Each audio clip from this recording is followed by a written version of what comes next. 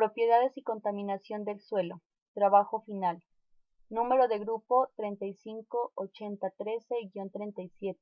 Presentado por Jenny Gómez Bolaños, con el código 1087-643-121. Al tutor Elmer Ricardo Cortés Peña, en la Escuela de Ciencias Básicas de Ingeniería y Tecnología de la Universidad Nacional Abierta y a Distancia UNAD, del Programa de Ingeniería Ambiental de la CEAD de Pasto Nariño, en noviembre del 2015. Primera parte del trabajo, iniciaremos con el diagnóstico del problema de la sabana de Bogotá. Arrancando del término suelo, se puede decir que es la parte exterior de la corteza terrestre en la que las rocas se han desintegrado por efecto del intemperismo, formando una cubierta en la que vive una flora y fauna microbiana, que actuando como laboratorio activo transforma la materia mineral en alimento de las plantas para que éstas posteriormente puedan utilizarse. Tomado de Tamayo de 1962. En este orden de ideas y enfocándose al caso de la sabana de Bogotá, es importante partir desde su ubicación geográfica, la cual está situada en el centro geográfico de Colombia sobre la cordillera oriental, con una altura en promedio de 2.640 metros sobre el nivel del mar y una temperatura de 19 grados centígrados. Cuenta con suelos morfológicamente estratificados derivados de materiales aluviónicos muy recientes y están formados en su mayor parte por elementos de textura moderadamente gruesa a moderadamente fina. De acuerdo a lo que se observa en la imagen donde se realizó la consulta, la clase textual del suelo de la sabana de Bogotá, el resultado nos muestra que se trata de un suelo franco arenoso. Es importante saber que un estudio de la Universidad Nacional de Colombia realizado con el apoyo de Colciencias encontró cantidades excesivas de arsénico, plomo, mercurio y cadmio en el apio, la lechuga, el repollo y el brócoli. La razón de esta presencia de metales pesados no es más que el riego de los cultivos con agua del río Bogotá, cuya contaminación no es un secreto, pero sus efectos, al parecer, no acaban de dimensionarse. Aunque los campesinos entienden la gravedad de la situación, sostienen que, literalmente, se les sale de las manos, pues no cuentan con más alternativas de riego y apelar a procesos de descontaminación quebraría su economía. En apariencia, la calidad de estos productos es aceptable en el mercado por su forma, peso y textura.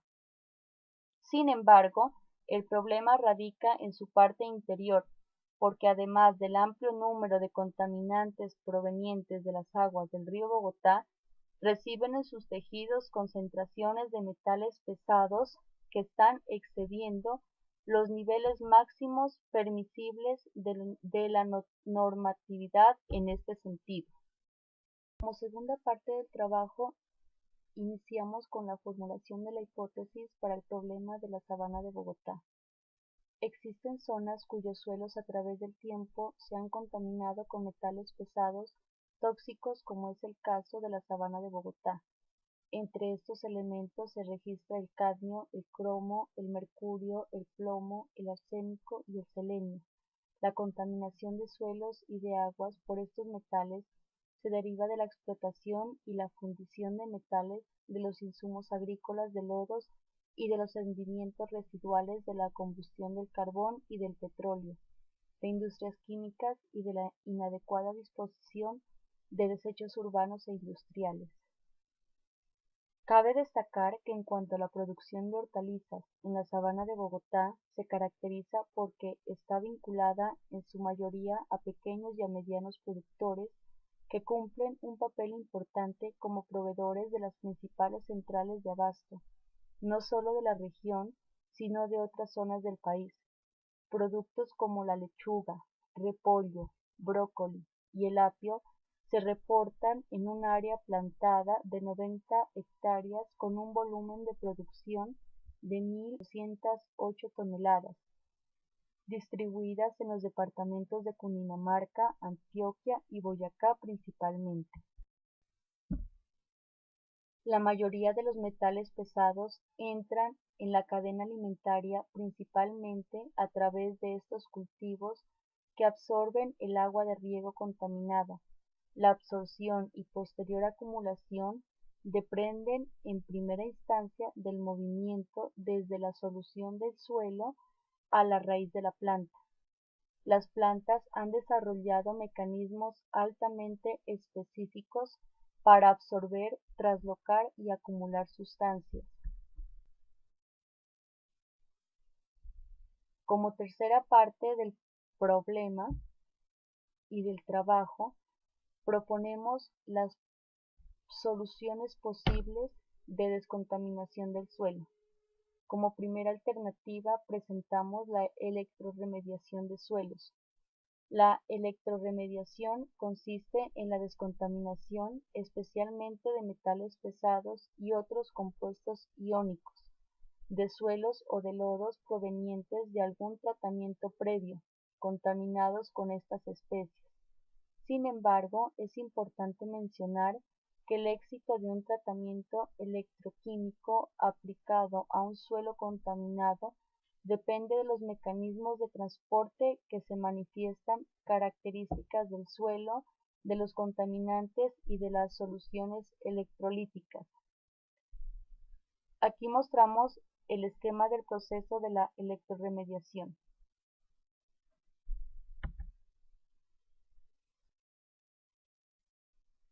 Como segunda alternativa se muestra el lavado de suelos. El lavado de suelos es una técnica de descontaminación en la que se extrae el suelo para ser tratado en instalaciones específicas en las que se eliminan los compuestos peligrosos que contenga mediante procesos químicos y físicos.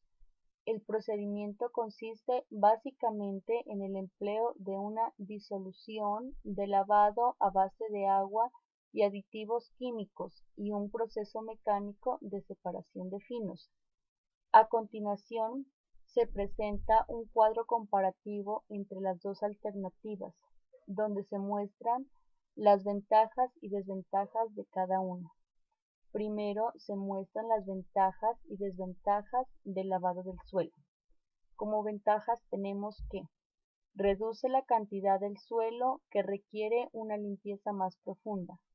Esta reducción disminuye los costos de limpieza y los costos de desechos de materiales contaminados. Como desventaja, se requiere excavar y manipular el suelo. Otra desventaja es que requiere de grandes cantidades de agua. Ahora mostramos las ventajas de la electroremediación. No producen polvos tóxicos durante el proceso de limpieza, ya que no hay que excavar ni desplazar el suelo contaminado. Como desventaja se puede decir que es un proceso lento que puede durar varios años en el caso de que los compuestos se biodegraden lentamente, además de que no se puede aplicar a suelos estratificados ni arcillosos. Como alternativa seleccionada, se presenta el lavado del suelo por las siguientes razones. Primero, el proceso de descontaminación. Es una técnica que consiste en el uso de líquidos, generalmente agua, combinada a veces con aditivos químicos, y un procedimiento mecánico para depurar el suelo. Con este procedimiento se retiran contaminantes peligrosos y se los concentra reduciendo su volumen. Los contaminantes peligrosos tienden a unirse en forma química y física al limo y a la arcilla, materiales que a su vez se unen a la arena y a partículas de grava. El periodo de tratamiento. El periodo que requiere para un sitio mediante lavado de suelo depende de diversos factores como, primero, la cantidad de limo, arcilla, escombros que haya en el suelo. Segundo, el tipo y la cantidad de contaminación en el suelo. Tercero, el tamaño de la unidad de lavado. Y cuarto, la limpieza, que puede tomar de unas pocas semanas hasta varios meses según el sitio. Los equipos y suministros necesarios. Se requiere de estanques, mesas disimétricas y atomizadores de agua, suficiente agua, jabones y demás desinfectantes que sean necesarios según el contaminante del suelo, sustancias biodegradables en tiempos cortos y que no cambien sustancialmente las características físicas y químicas del suelo.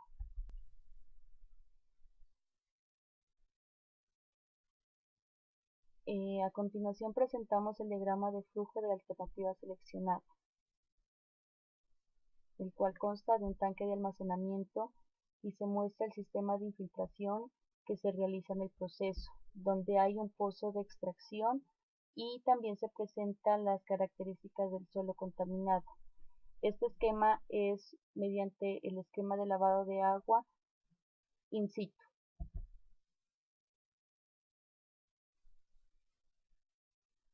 Finalmente, presentamos las conclusiones del trabajo.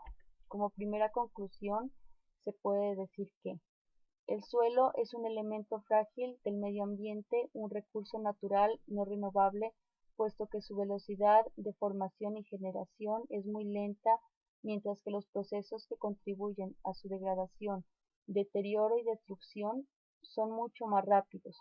Por ello, es de suma importancia concienciar a la opinión pública sobre este aspecto y establecer medidas ambientales y políticas de actuación que garanticen la protección y conservación de los suelos. Como segunda conclusión, se dice que la degradación del suelo se puede definir como todo proceso que rebaja la capacidad actual y potencial del suelo para producir cuantitativa y cualitativamente bienes y servicios. Aunque se puede producir por causas naturales, la degradación del suelo es fundamentalmente la consecuencia directa de su utilización por el hombre, bien como resultado de actuaciones directas como actividades agrícolas, forestales, ganaderas, agroquímicas y riego, o por acciones indirectas como son las actividades industriales, eliminación de residuos, transporte, etc.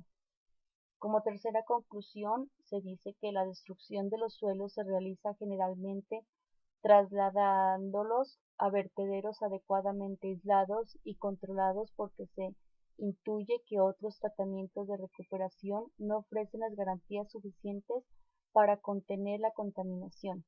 En la actualidad se dispone de un amplio abanico de tecnologías de recuperación de suelos contaminados, algunas de aplicación habitual y otras todavía en fase experimental, diseñadas para aislar o destruir las sustancias contaminantes, alterando su estructura química mediante procesos generalmente químicos, térmicos o biológicos.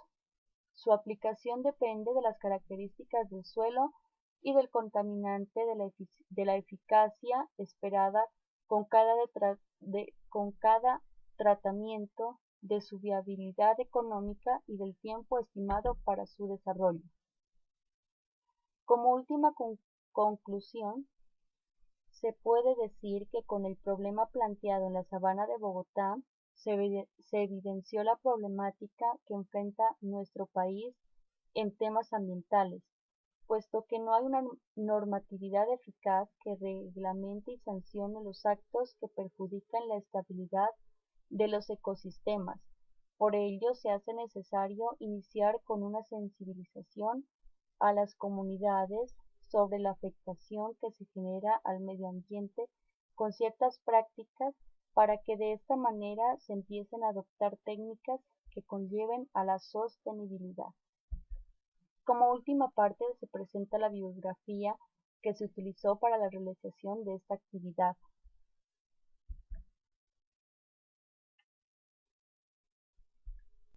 Me queda por agradecer por las atenciones mostradas. Muchas gracias.